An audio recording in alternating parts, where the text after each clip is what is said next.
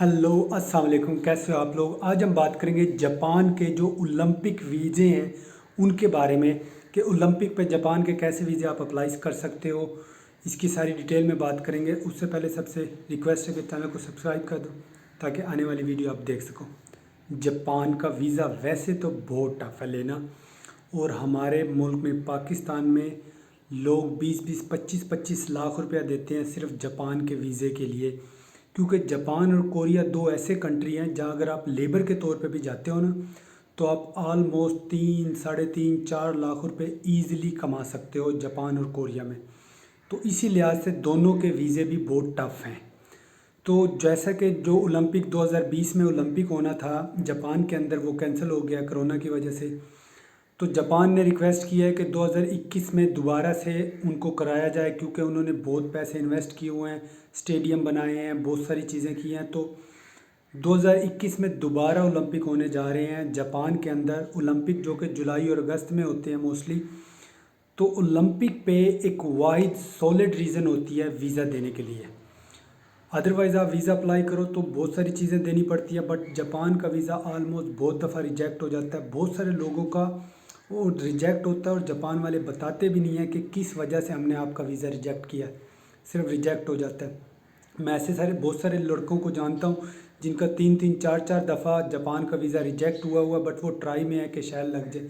तो ओलंपिक जो आ रहा है ना जुलाई और अगस्त में जापान के अंदर, बेस्ट सॉलिड रीज़न है जापान के अंदर वीज़ा लगवाने की।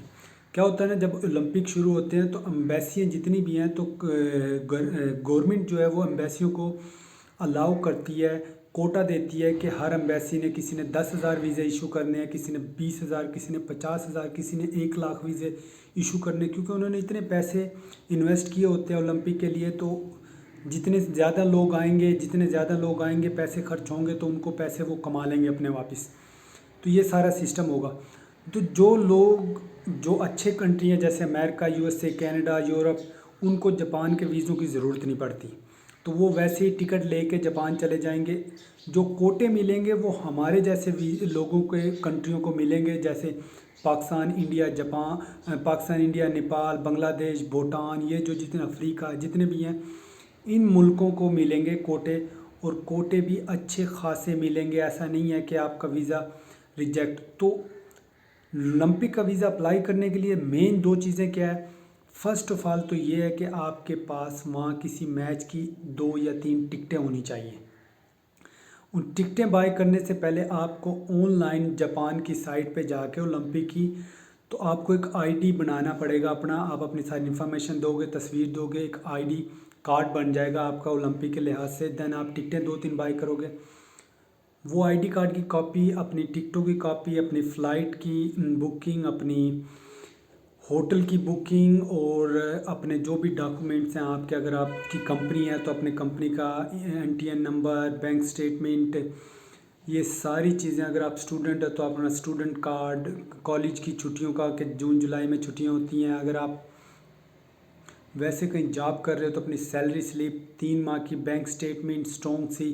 और अगर आपकी ट्रैवल हिस्ट्री नहीं है तो अभी बहुत टाइम है, जुलाई और अगस्त में होगा, तो आप मई जून में वीज़ा अप्लाई कर सकते हो। तो उससे पहले जैसे जनवरी फरवरी में बहुत सारी छोटी छोटी एम्बेसियाँ खुलेंगी, तो आप उनसे एक आध दुबई, थाईलैंड, इन ऐसे वीज़ा, मलेशिया, इन जगहों पे जाके विज़िट करके आ सकते हो पहले थोड़े से पैसों में।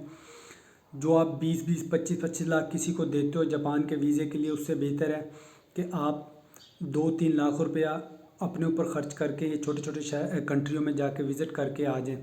उससे क्या होगा, ये सारे डॉक्यूमेंट जैसे ही आप एम्बेसी में सबमिट कराओगे, आपका कार्ड बना होगा, आपके पास टिकट होगी। दो मेन सॉलिड रीज़न है, ना तो रिजेक्शन होती इनको पे, ना इन पे कोई और कोई मसला करते हैं, ना कोई इमिग्रेशन क्लियरेंस पे कोई मसला होता। अब जैसे जापान उतरते हो, पूछते हैं, आप कार्ड दिखाते हो कि ये कार्ड है मेरा, देन वो आपको बाइज़्ज़त तरीके से इमिग्रेशन क्लियर हो जाती है एज जल्दी से जल्दी, और आप जापान में इंटर हो जाते हैं। अब जापान में इंटर होने के बाद आप वहाँ आगे क्या कर सकते हो, ये भी मैं डिटेल में आपको बताऊंगा अगली वीडियो में कि आप कैसे ये ओलंपिक वाला वीज़ा, वर्क वीज़ा या बिजनेस वीज़ा या किसी और वीज़े में कैसे कन्वर्ट करके आप फर्दर वहाँ जॉब या कारोबार कैसे कर सकते हो। इस वीडियो को मैं यहीं ख़त्म करता हूँ। होप कि आपको समझ आई होगी ओलंपिक वीज़े के बारे में, और ये बहुत सॉलिड है। जिसने जाना है वो अभी से तैयारी करना शुरू कर दे और वीज़ा ले, क्योंकि जापान का वैसे वीज़ा तो बहुत टफ हो जाता है। होप कि आपको वीडियो अच्छी लगी तो लाइक करना, सब्सक्राइब करना, दुआ में याद रखना। अल्लाह हाफिज़।